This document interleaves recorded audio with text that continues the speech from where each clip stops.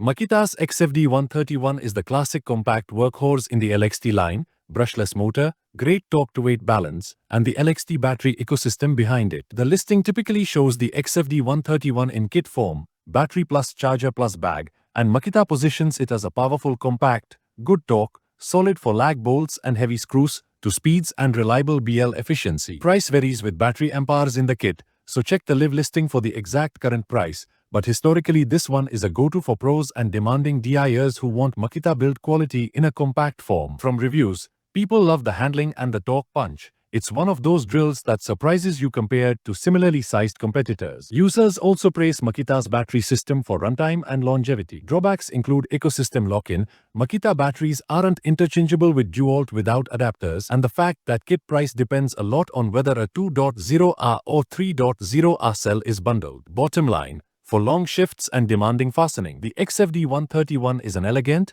powerful compact with pro chops. Pros: high torque for size, brushless runtime, ergonomic balance. Cons: battery ecosystem choices and kit price variance. We share by links in description box.